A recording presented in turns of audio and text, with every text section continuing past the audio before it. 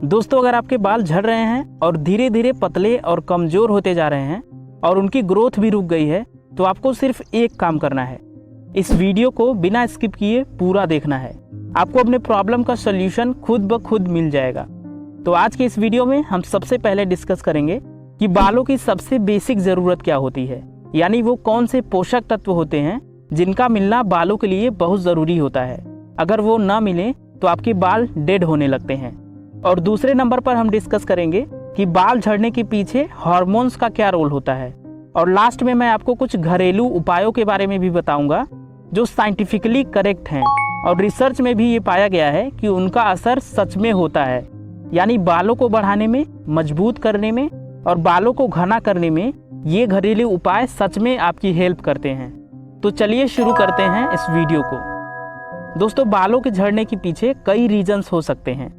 ये जेनेटिक भी हो सकता है, हार्मोनल भी हो सकता है, कुछ मेडिकल कंडीशंस की वजह से भी आपके बाल झड़ सकते हैं और पुअर न्यूट्रिशन यानी खान पान में कमी होने की वजह से भी आपके बाल झड़ सकते हैं।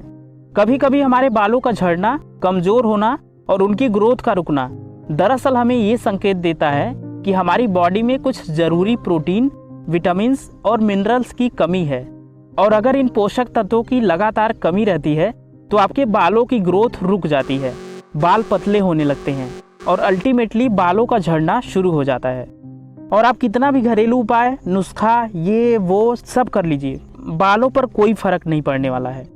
इसलिए सबसे पहले आपको इन जरूरी चीज़ों पर फोकस करना होगा। तो अगर आप अपने बालों को झड़ने से रोकना चाहते हैं और बालों को लंबा और मजबूत बनाना चाहते हैं तो आपको अच्छी मात्रा में प्रोटीन लेना है। इसके लिए आप सोयाबीन, अंडे, चिकन या फिर मिक्स दाल का सेवन कर सकते हैं।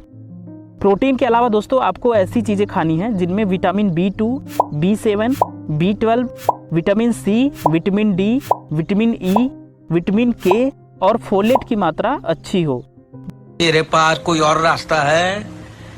क्यों नहीं? दोस्तों, इन सारी चीज़ों को लेने के लिए आपको कुछ एक्स्ट्रा एफर्ट नहीं करना है। बस आपको एक बैलेंस डाइट लेना है, यानी कई तरह की सब्जियों और फलों को थोड़ा थोड़ा खाना है।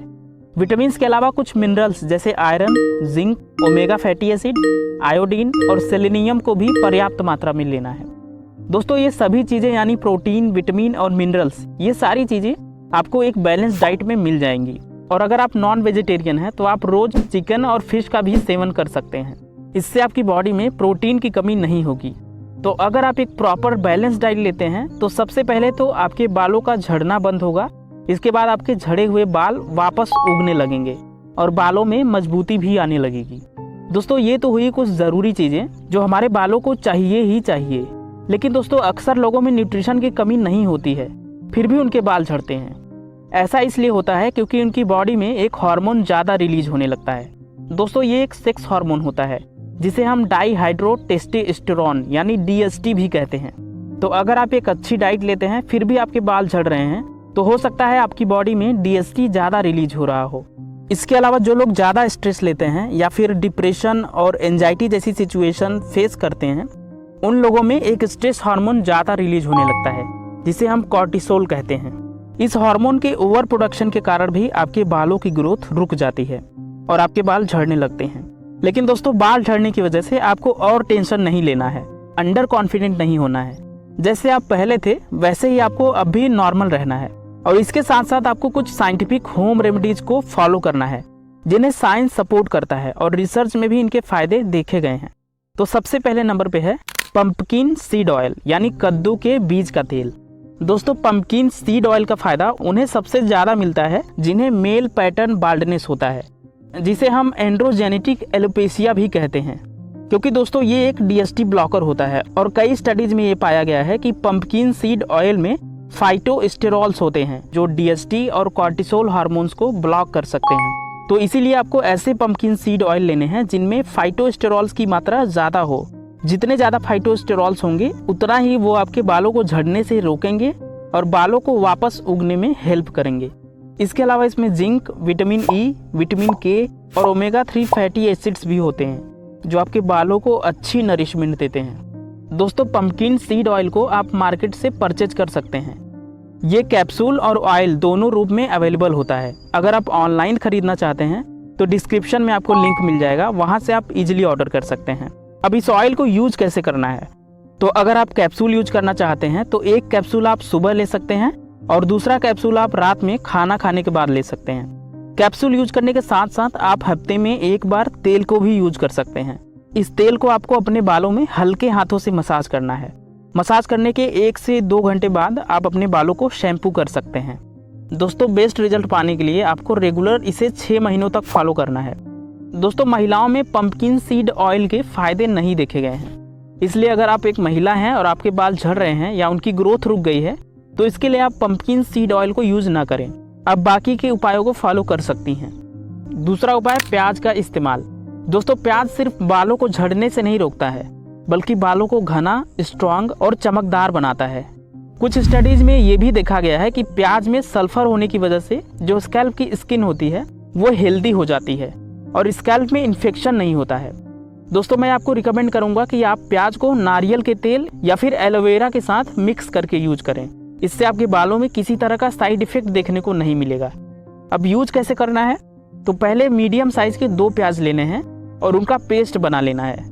इसके बाद आपको 1 चम्मच नारियल का तेल लेना है और दोनों को अच्छे से मिक्स कर लेना है। इसके बाद इस मिश्रण को उस जगह लगाना है जिस जगह आपका हेयर फॉल हो रहा है। अगर आप चाहें तो इसे अपने पूरे स्कैल्प और बालों में भी लगा सकते हैं।